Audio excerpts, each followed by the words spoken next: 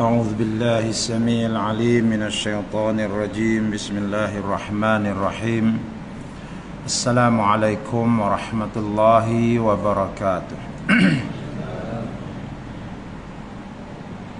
الحمد لله رب العالمين وبه نستعين على أمور الدنيا والدين أشهد أن لا إله إلا الله وأشهد أن محمدا عبده ورسوله اللهم صل على سيدنا محمد وعلى آله وأصحابه أجمعين أما بعد.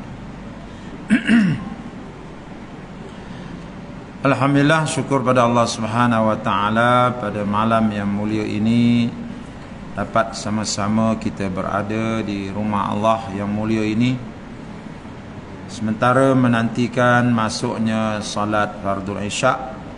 Kita duduk sebentar untuk mendengar-dengar sesuatu daripada kalam Allah yang pasti di dalamnya mengandungi banyak kebaikan, pengajaran yang berguna buat kita.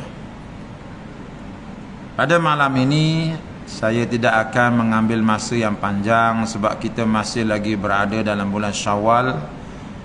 Tuan-tuan mungkin ada banyak lagi rumah yang belum diziarahi. Jadi kuliah kita pendek-pendek cukuplah ya. Masuk waktu isyak kita berhenti. Saya pun lepas ni ada satu rumah lagi nak pergi. Jadi nanti bila masuk Zulqa'dah kita pulun betul-betul insya-Allah. Tapi kalau kuliah malam ni nampak semua berminat, kita sambung lagi 1 jam jadi 2 jam.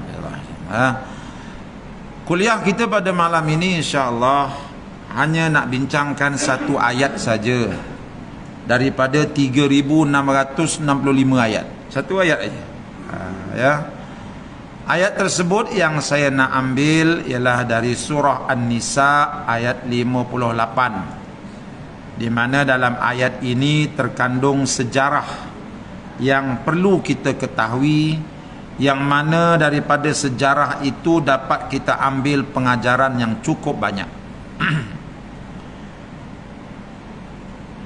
Pada ayat yang ke-58 surah An-Nisa Allah berfirman, Bismillahirrahmanirrahim, Innallaha ya'murukum an tu'addul amanati ila ahliha wa idza hakamtum bainan nasi an tahkumu bil adl innallaha ni'ma ya'idzukum bih innallaha kana sami'an basira. Sadaqallahul azim. Apa terjemahan ayat ini? Secara harfiahnya terjemahannya ialah innallaha, sesungguhnya Allah, ya'murukum, menyuruhlah ia akan kamu, an tu'addul amanati ila ahliha, menyuruh ia akan kamu akan bahawa memulangkanlah oleh kamu akan segala amanah-amanah, hak milik kepada ahlinya, kepada tuannya. Wa idza hakamtum bainan nas, dan apabila kamu berhukum antara sesama manusia, antahkumu bil adl, hendaklah kamu berhukum dengan adil. innallaha ni'imma ya'idzukum bih, sesungguhnya Allah itu ya sebaik-baik pemberi nasihat kepada kamu. Innallaha kana sami'an basira, sesungguhnya Allah adalah iaitu Tuhan yang sangat mendengar dan Tuhan yang sangat melihat. Nah, itulah terjemahan secara harfiah ayat 58 surah An-Nisa yang kita baca sebentar tadi. Ayat ini tuan-tuan mempunyai sebab nuzul yang sangat penting untuk kita pelajari. Apa sebab turun ayat ini? Apa peristiwa di sebalik turunnya ayat ini? Ya.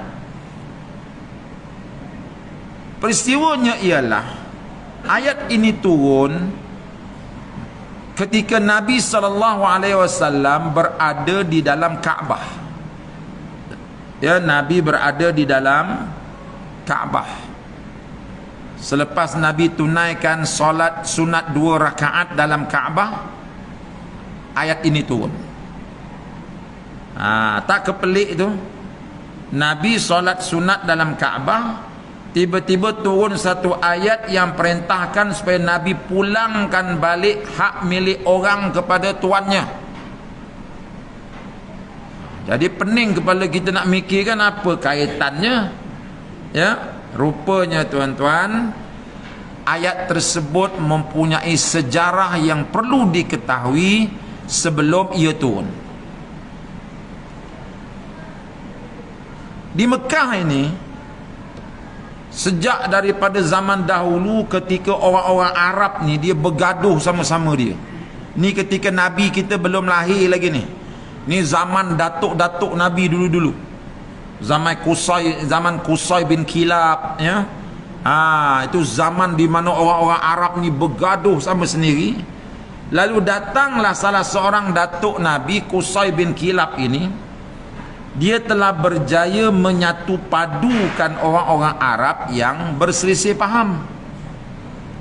Jadi salah satu cara dia menyatu padukan orang-orang Arab yang berselisih faham ni ialah dengan memberikan kepada mereka tugas-tugas tertentu, yang mana tugas tertentu itu akan menaikkan derajat dia di mata manusia. Ya. Jadi tugas apa? Tugas menguruskan Masjidil Haram, tugas mengurus Kaabah. Jadi Bani Hashim, iaitu keluarga Nabi SAW, telah diberikan tugas as-siqayah. Siqayah ni apa dia? Tugas memberi minum dan memberi makan orang-orang yang datang ke Mekah. Orang datang Kaabah tu pergi buat tawaf. Bila dia dahaga, keluarga Nabi lah, Bani Hashim, yang akan bagi minum. Mereka akan sediakan makanan untuk jemaah-jemaah haji ni. Itu tugas Bani Hashim. Ini tugas mulia. Bila mereka buat tugas itu, menjadi satu kebanggaan kepada mereka. Jadi Bani Hashim puas hati, aku dah dapat tugas ini, alhamdulillah. Ya, salah seorang daripada orang dia, contoh hari ni jadi menteri lah. Menteri tu, jadi dia orang puas hati, tak nak gaduh lah. Ada satu lagi kabilah namanya Bani Syaibah. Bani Syaibah ini dia satu kabilah yang ahli-ahli perang banyak di dalamnya. Dia ada banyak ahli-ahli perang. Orang-orang yang debek-debek ni duduk dalam Bani Syaibah. Jadi supaya nak jinakkan mereka ini, apa dia buat? Diberikan kepada mereka satu tugas yang mulia juga. Kalau mereka buat tugas itu akan menaikkan nama mereka. Apa tugas dia? Tugas dia menjaga anak kunci Kaabah, menjaga kelambu Kaabah. Itu tugas Bani Syaibah ni. Ya. Jadi tugas tu diberi, Bani Syaibah pun bersetuju, dan mereka tidak bergaduh lagi. Jadi sejak daripada hari pembagian tugas itu, orang-orang Arab dapat hidup aman damai. Tidak ada siapa yang ambil tugas orang lain. Masing-masing buat tugas dia sendiri. Masing-masing dipandang mulia. Sehinggalah zaman Nabi kita Muhammad sallallahu alaihi wasallam jadi nabi. Masa Nabi kita berdakwah di Mekah, di awal-awal dakwah, ketika orang Islam sikit, ketika dakwah dia ditentang oleh Abu Jahal, Abu Lahab, kunci Kaabah itu berada di tangan seorang lelaki bernama Uthman bin Talhah.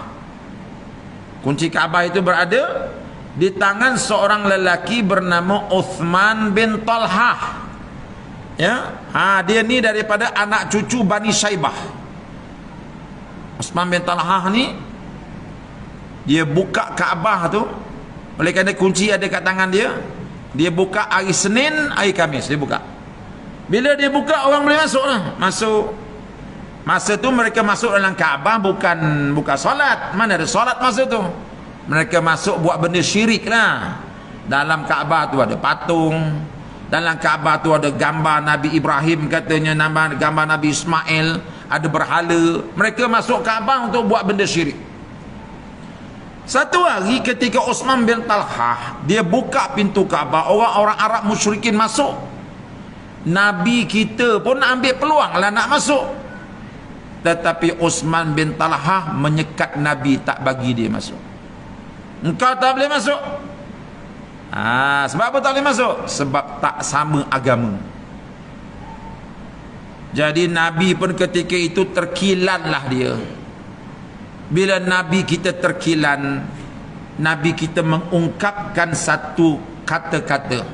Yang kata-kata ini diingat oleh Uthman bin Talhah. Apa kata Nabi? Suatu hari nanti kunci Kaabah ini akan berada di tangan aku. Pada hari itu aku akan serahkan kepada orang yang aku kehendaki. Ya. Nabi kata kepada mereka, kepada Uthman bin Talhah yang tak bagi dia masuk tu, kamu ingat-ingat sikit. Hari ni aku lemah, tak apa. Aku nak masuk Kaabah pun kamu tak bagi. Orang lain boleh masuk, tapi aku tak boleh masuk. Tak apa. Tapi kamu kena ingat, satu hari nanti kunci Kaabah ni akan berada di tangan aku. Bila dia berada di tangan aku akan berikan hanya kepada orang yang aku kehendaki. Uthman bin Talhah pun bimbang juga tu. Itu, walaupun masa tu Islam tak berapa kuat lagi, tapi dia bimbang juga. Lalu Nabi pun tak masuk lah. Tak masuk. Ya. Jadi sampailah akhirnya Nabi berhijrah ke Madinah, tak dapat masuk. Sebab apa? Sebab kunci Kaabah dijaga oleh Bani Syaibah yang musyrik, yang tidak menyembah Allah tetapi menyengutukan Allah. Sampai Nabi berhijrah tak dapat masuk. Selepas Nabi berhijrah ke Madinah, 8 tahun Nabi membina kekuatan Islam di Madinah. 8 tahun Nabi bina. Ketika itu umat Islam mendapat kekuatan ketenteraan yang sangat hebat. Dalam perang Badar menang, ya. Perang Badar Nabi menang. Perang Uhud kalahlah sikit. Tapi dalam beberapa peperangan-peperangan yang diaturkan selepas itu Nabi menang. Orang Islam menjadi semakin ramai. Kekuatan tentera Islam menjadi semakin kuat. Ya, sehingga kan Nabi SAW pada tahun 8 Hijrah telah berjaya membawa tentera Islam yang berjumlah 10,000 orang untuk masuk ke Mekah dan menawan kota Mekah habis-habisan. Dalam masa 8 tahun saja Nabi berhijrah, dia sudah berjaya membina kekuatan tentera yang begitu hebat. 10,000 orang. Ya, 10,000 orang tentera. Bayangkan tuan-tuan, ketika perang Badar orang Islam berapa orang? 313. Daripada perang Badar, jarak antara perang Badar kepada Nabi serang kota Mekah ni 8 tahun je. Dalam masa 8 tahun Nabi berjaya mengumpul 10,000 orang tentera. Bayangkan satu perbezaan yang sangat takjub, bagaimana Nabi begitu cepat membina kekuatan. Inilah kebijaksanaan Nabi dalam mentadbir, itu. Sebab itu dalam pentadbiran ini, kena cari orang yang bijak mentadbir, ya. Kalau janggut dia panjang macam saya, serban saya besar tapi tak bijak mentadbir, jangan bagi dia mentadbir, ranap nanti. Ya tu. Ya.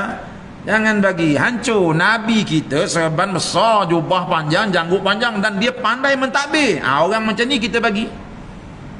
Dalam masa 8 tahun tuan-tuan, perang Badar 300, orang Islam 313. Selepas 8 tahun Nabi bawa tentera Islam pergi Mekah, serang kota Mekah 10,000 orang. Bukan sikit penambahan dia tu. Ini kebijaksanaan dalam pentadbiran. Nah, nampak tu? Ya.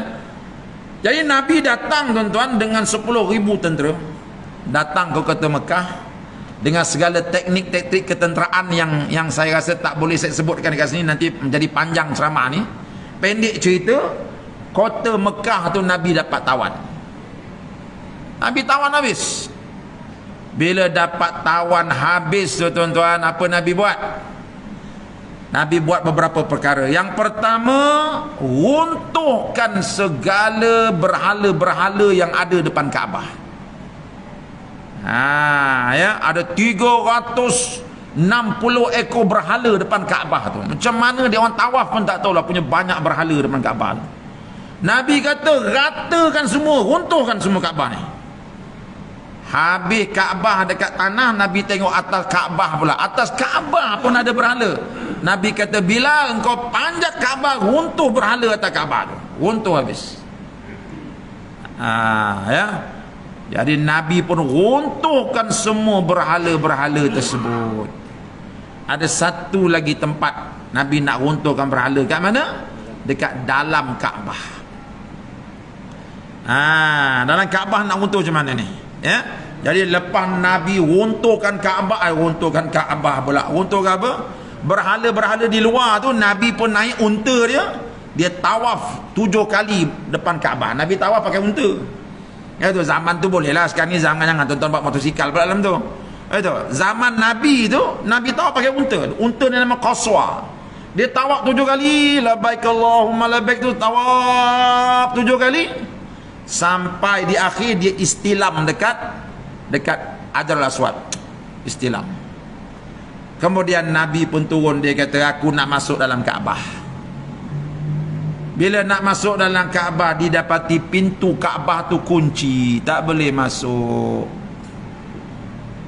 Nabi kata pergi cari anak kunci dia. Siapa pegang anak kunci ni? Siapa pegang? Uthman bin Talha. Uthman bin Talha yang pegang anak kunci ni. Mana Uthman? Dia orang pun carilah. Uthman masa tu dia musyrik. Dia yang tak bagi Nabi masuk Kaabah dulu. Nabi kata cari Uthman ni, minta anak kunci dekat dia. Kita nak masuk Kaabah, nak runtuhkan berhala dalam Kaabah ni. Jumpa dengan Uthman bin Talha. Mana anak kunci Kaabah Uthman? Sayyidina Ali lah jumpa. Sebab Sayyidina Ali ni dia lain macam sikit. Ya. Mana kunci Kaabah Uthman? Uthman kata aku takkan bagi pada sesiapa. Tak ada, aku takkan bagi. Kalau kau nak juga, pergi jumpa mak aku. Mereka pun jumpa mak Uthman ni. Makcik, mana kunci Kaabah makcik? Dia kata aku takkan bagi. Ini kunci Kaabah, pusaka keluarga kami, kami takkan bagi. Habis itu Rasulullah nak masuk dalam. Sekarang ni Islam dah menang, kamu di pihak yang kalah. Serah je lah anak kunci tu, apa pula tak nak bagi pula. Dia kata no way. Kami takkan serahkan anak kunci ni. Ya. Bila dia kata gitu tuan-tuan, Sayyidina Ali naik angin satu badan. Absang kau degil pula ni. Kami datang, kami boleh rampas sebab kami dah menang, kamu yang kalah. Kami boleh rampas tapi kami tak nak rampas, kami minta dengan baik. Mana anak kunci Kaabah? Bila dia tak nak bagi tuan-tuan, Sayyidina Ali terpaksa gunakan sedikit kekerasan. Nak kerahlah, bagi juga. Tak bagi, dia rampas. Bila rampas, dia bawa jumpa Nabi. Ya Rasulullah, ni anak kunci Kaabah, sila. Nabi tak tahu yang Sayyidina Ali telah berkasar dengan pemilik kunci Kaabah tu. Nabi pun buka lah. Bila buka, masuk ke dalam. Bila Nabi masuk dalam Kaabah tu, terus dia kunci dari dalam, kunci terus. Para ulama tafsir kata sebab apa Nabi kunci? Sebab tak mau ramai orang masuk. Itu.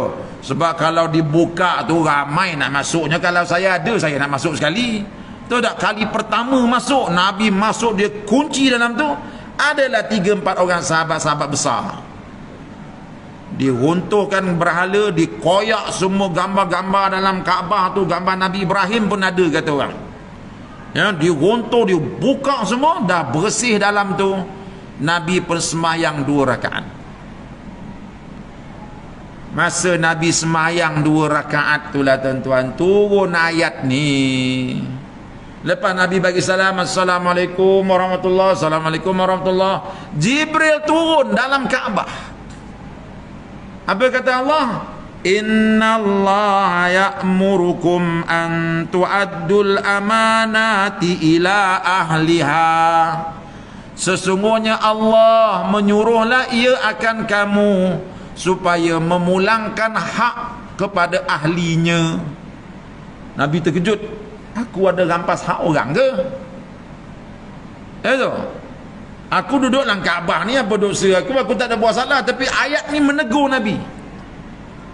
Tolong pulangkan hak orang kepada pemilik dia. Nabi tanya, Lili apa benda? Dia kata, tadi aku rampas anak kunci ni ya Rasulullah, daripada Osman, sebab dia degil tak nak bagi, aku rampas lah. Bila Saidina Ali buat begitu tuan-tuan, walaupun kepada orang yang bukan Islam, turun ayat dari langit tegur, hei, jangan rampas hak orang. Walaupun tujuan kamu tu baik nak runtuhkan berhala dalam Kaabah, walaupun tujuan kamu baik nak solat 2 rakaat dalam Kaabah, tapi jangan biadab dengan pemilik dia. Keturunan dia telah diberi hak untuk memegang kunci Kaabah, walaupun dia musyrik, mesti minta dengan baik, jangan dirampas-rampas. Itu hak dia. Allah tegur. Padahal pemilik kunci Kaabah itu bukan orang Islam, orang musyrik.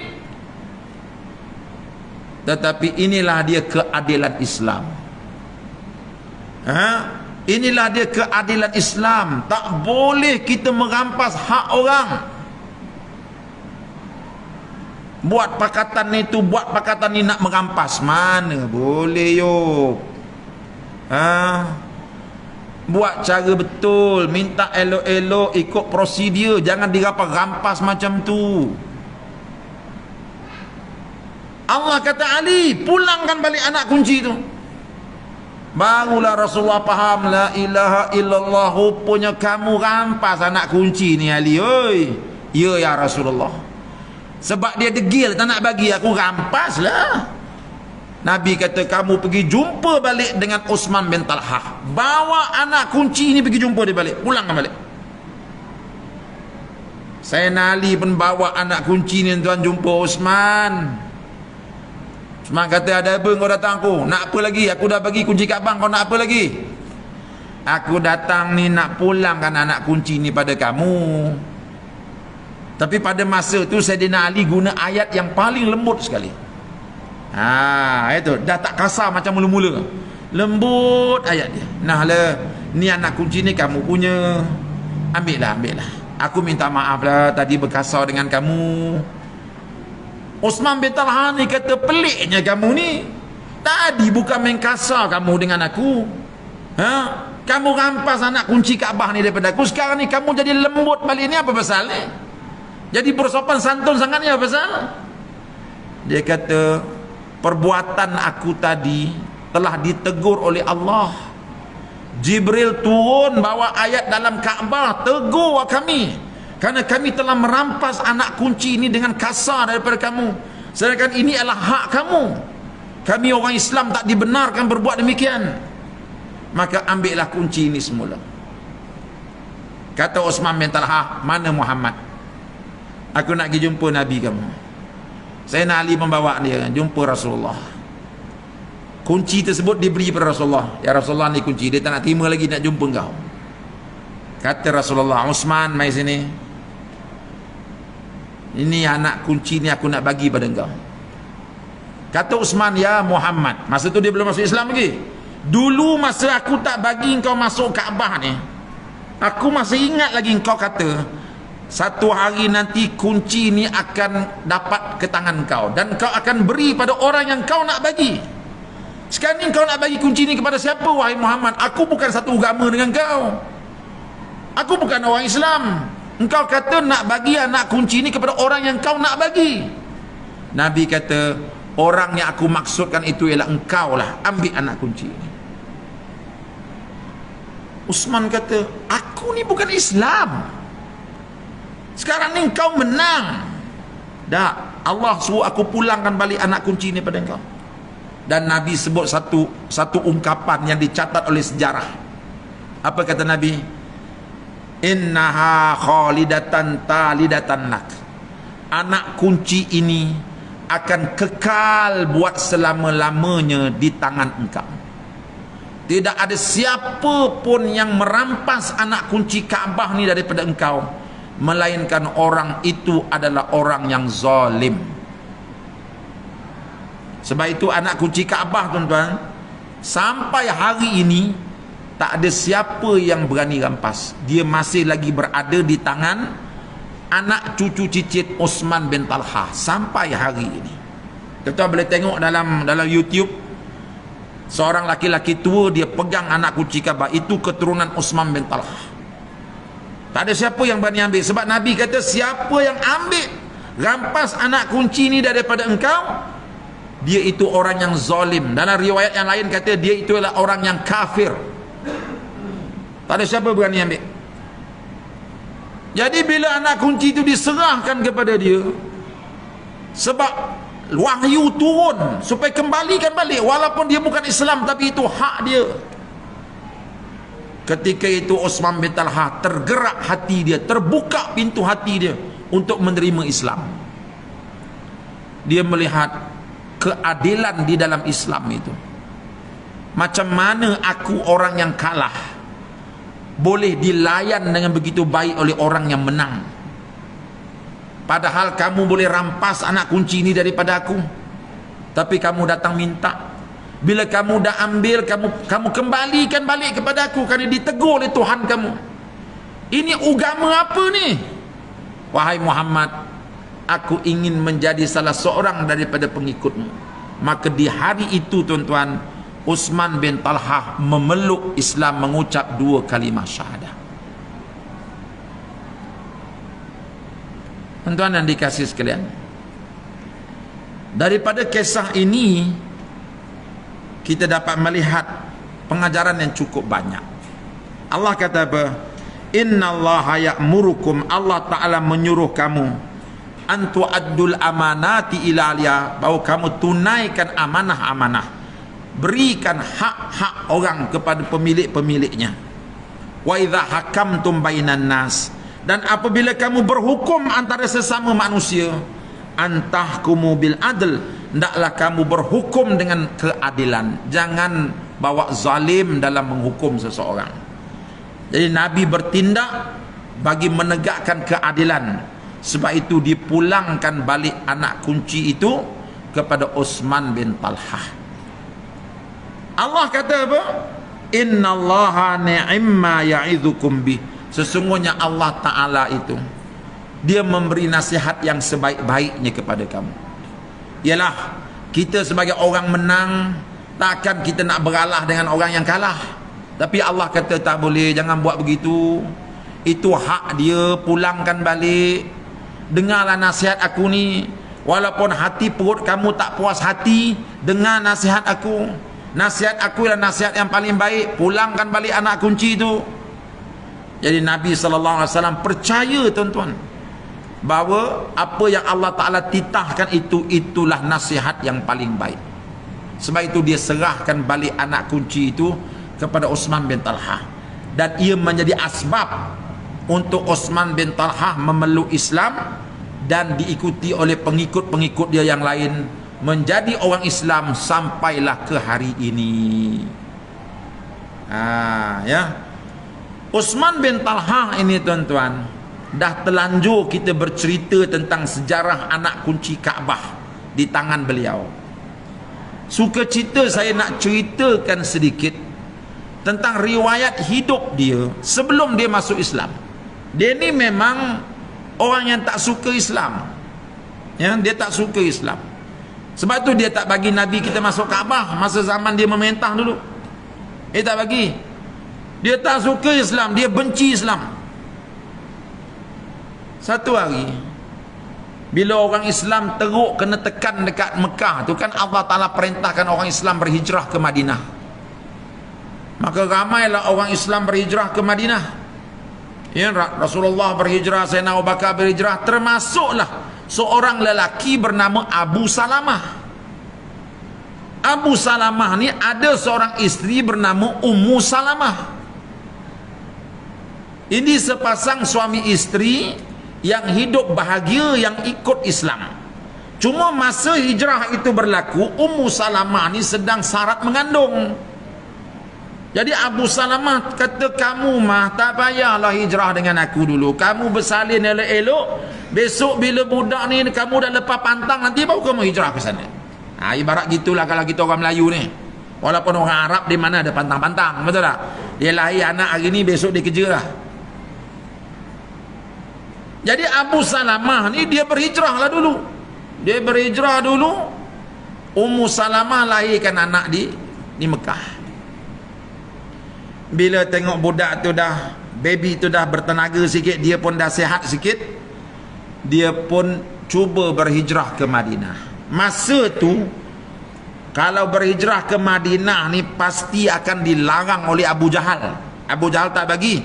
Sebab itu kita tengok dalam sejarah hijrah, banyak sahabat-sahabat yang disekat tak bagi berhijrah. Macam Sayyidina Suhaib Ar-Rumi, dia berhijrah ke Madinah tu, dia bawa harta dia dalam buntil. Ya, duit dia, emas perak dia bawa, tiba-tiba tengah jalan terserempak dengan Abu Jahal, dia rampas habis semuanya. Baru dia benarkan hijrah ke Madinah. Ya. Jadi Ummu Salamah ni juga dia nak berhijrah ke Madinah. Suasana bahaya, tetapi dia nak juga berhijrah ke Madinah. Suami dah sampai ke Madinah dah. Dia hanya dengan baby dia je. Dengan dia menyelinap masuk tempat-tempat yang susah dikesan, sehinggalah dia sampai di hujung bandar Mekah tu, masuk ke Tanim. Tanim hari ni tempat kita niat ihram tu, dia berada di tanah halal. Ya. Bila sampai di Tanim tu, dia dah keluar, dah jauh daripada kawasan perumahan orang-orang Quraisy. Dia rasa dia selamat dah, dan dia nak teruskan perjalanan. Dalam perjalanan dia terserempak dengan Utsman bin Talhah, penjaga anak kunci Kaabah yang bencikan Rasulullah, penjaga kunci Kaabah yang tak suka Islam. Dia tanya, kamu Ummu Salamah nak pergi mana? Aku nak berhijrah ke Madinah lah, ikut suami aku, ikut Rasul aku. Agak-agaknya tuan-tuan, apa Utsman bin Talhah buat? Nabi nak masuk Kaabah, dia tak bagi. Tiba-tiba dia jumpa Ummu Salamah. Ummu Salamah ni pula tuan-tuan, dia bukan sebarang wanita. Dia bukan wanita biasa. Dia ni, kalau hari ni lah kita buat perbandingan, dia dengan Nelopa tu 7 kali cantik pada Nelopa. Kenal Nelopa Haji? Imam takkan tak kenal, Mam. Betul? Kan lawa orangnya tu, betul tak? Ummu Salamah ni saya boleh kata dia 7 kali lebih cantik pada Nelopa tu. Tiba-tiba dia seorang diri di tengah padang pasir, terserempak dengan seorang lelaki yang anti Islam. Agaknya apa dia akan buat pada wanita ini? Boleh bayangkan, betul tak? Tetapi itulah dia hati seorang lelaki. Orang Arab ni tuan-tuan, dia bukan macam Melayu. Melayu banyak makan bubur, betul? Jadi badan kita sejuk, mereka makan kambing, badan panas bergelora. Kalau dia jumpa perempuan tengah-tengah padang pasir itu, memang lembik lah tuan-tuan. Ghalibnya begitulah, ghalibnya begitu. Nak pula 7 kali cantik daripada Nelopa ni, lagilah tuan-tuan. Ya. Dia tengok Ummu Salamah tu, kamu nak pergi mana? Aku nak berhijrah ke Madinah. Dia kata, Bahaya tu kamu nak pergi sana seorang-seorang. Mekah Madinah ni bukan dekat mah, oi. Berapa kilometer kan? 3 ke 400 je ya. Jauh tu, sini ke Kelantan tu. InsyaAllah. Azan dulu. Panjang juga.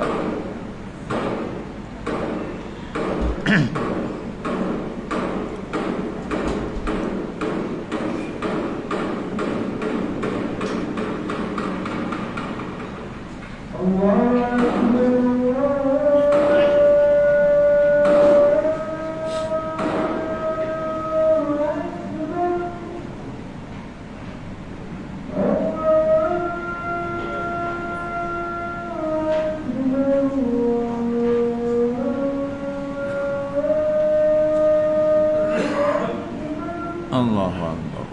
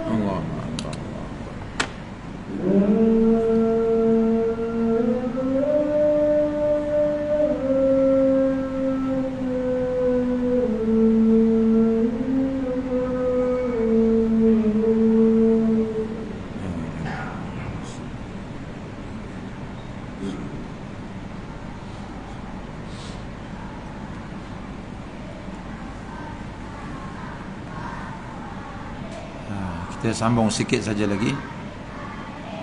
Jadi bila Uthman bin Talha tengok Ummu Salamah seorang diri dengan baby dia nak hijrah, apa kata Uthman? Madinah tu jauh, oleh itu marilah aku hantarkan kau berhijrah ke sana. Itu satu benda yang tak terfikir dek kita. Seorang laki-laki yang tak suka Islam, tapi dia nak bantu orang Islam berhijrah ke Madinah. Padahal dasar yang dibuat oleh Quraisy Mekah ialah menghalang sesiapa saja berhijrah ke Madinah. Lalu dia temankan, kata Ummu Salamah, Uthman bin Talha merendahkan unta dia dan dia suruh Ummu Salamah naik ke atas unta, duduk dalam segeduk tu. Segeduk tu rumah yang ada dekat atas unta tu. Kamu duduk dalam tu diam-diam, biar aku tarik. Tuan-tuan, tarik unta daripada Mekah ke Madinah ni ibarat tarik unta daripada Shah Alam ke Kelantan lah. Bukan dekat. Nak lalu bentung, nak lalu raup, masuk.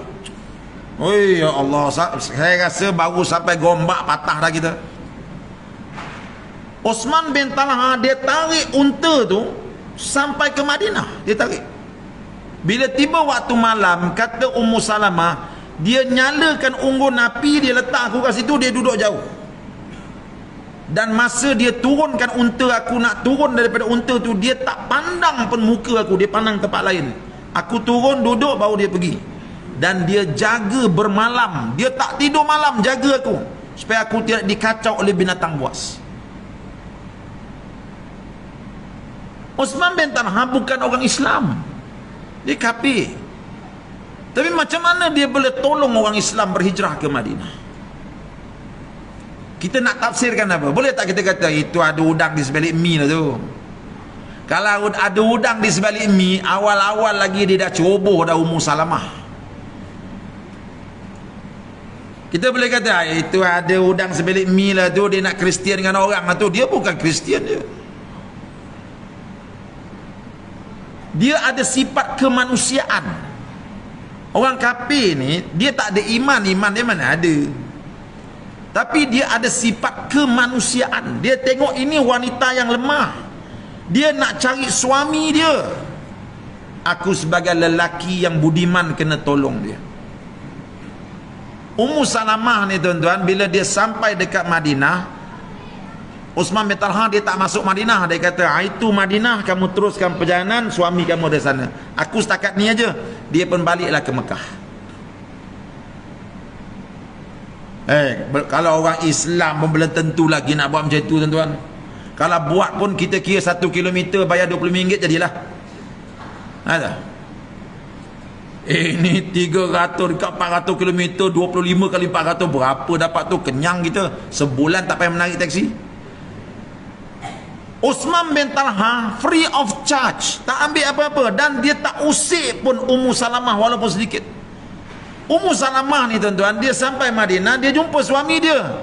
Tapi suami dia umur tak panjang, syahid dalam peperangan.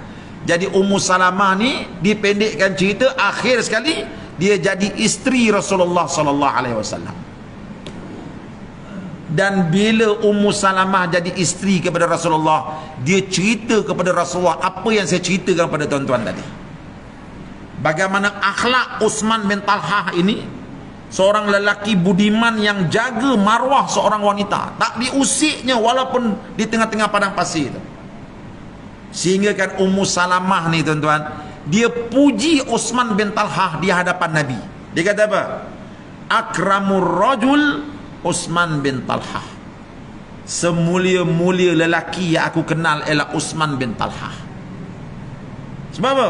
Sebab dia ada peluang nak usik aku, tapi dia tak usik. Pandang pun dia tak nak.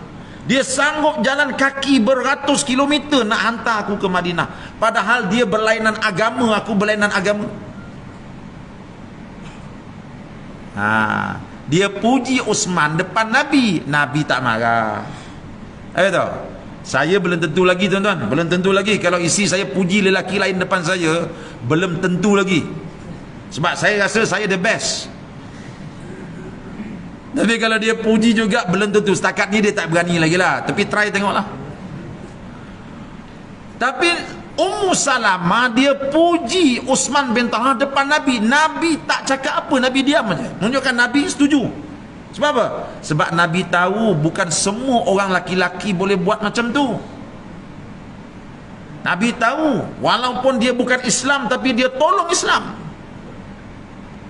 Sebab itu kita orang Islam, janganlah selalu bersangka jahat dengan orang yang bukan Islam apabila orang bukan Islam tu buat baik dengan kita. Itu. Bukankah ada satu hadis Nabi kata apa? Innallaha la yu'ayyidu hadzal din bi rajulin fajir. Sesungguhnya Allah Ta'ala menghendaki bahawa Islam ini, sesungguhnya Allah Ta'ala memuliakan Islam ini, sesungguhnya Allah Ta'ala memenangkan Islam ini dengan jasa seorang lelaki yang kafir. Ini hadis Nabi.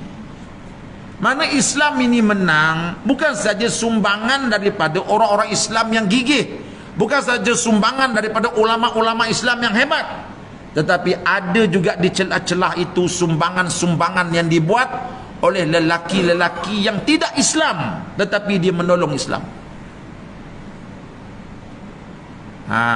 Ya. Lalu Nabi terima. Nabi kata baguslah tu, baguslah. Nabi tak adalah kata kamu percayalah sangat ke dia, itu ada udang di sebalik mi lah tu, kamu tak tahu. Tu. Tak, Nabi tak ajar kita. Nabi dia baca ikut zahir. Sekalipun dia bukan Islam, bila dia bantu Islam, bagus kerja dia, alhamdulillah. Ini yang diajar oleh Nabi. Bahkan dalam sejarah Islam kita tengok banyak orang-orang bukan Islam yang bantu perjuangan Islam. Yang banyak. Bukan dia seorang Saidina apa ni, Saidina pula Abu Talib, bapa saudara Nabi, bukan orang Islam. Dia bantu Islam, dia tolong Islam, tapi dia mati kafir. Bukan dia seorang lagi, banyak lagi orang bukan Islam yang lain, ya, yang menolong untuk memenangkan Islam, tetapi mereka tak ada rezeki, tak dapat hidayah, mati dalam keadaan musyrik. Nampak macam mana? Ya. Jadi begitulah yang terjadi kepada Utsman bin Talhah. Dan akhir sekali tuan-tuan, sebagaimana kita sebut tadi, Allah Ta'ala beri juga hidayah kepada dia setelah dia melihat keadilan Islam yang memerintahkan supaya anak kunci Kaabah itu diserahkan kepada beliau semula. Dan sampai hari ini anak kunci Kaabah itu tak ada siapa yang berani merampasnya daripada anak cucu cicit Bani Syaibah, anak cucu cicit Utsman bin Talhah. Jadi kalau tuan-tuan pergi ke Mekah, sempat jumpa dengan pemegang kunci Kaabah tu, kirim salam kat dia. Itu saya tak sempat jumpa. Itu kalau tuan-tuan dapat masuk lagi bagus. Ya, saya tak sempat masuk lagi sebab siapalah saya, insan kerdil, tak boleh masuk Kaabah. Tapi tak boleh masuk Kaabah tu tak kisah tuan-tuan, bukan isu besar sangat. Betul tak ya? Abu Jahal pun masuk Kaabah juga. Betul tak? Yang pentingnya sejauh mana kita nak beramal dengan Islam, ya, bukan isu besar sangat. Boleh masuk tak boleh masuk Kaabah ni. Tapi Nabi kita, dia dapat peluang masuk, dia semayang 2 rakaat dekat dalam tu.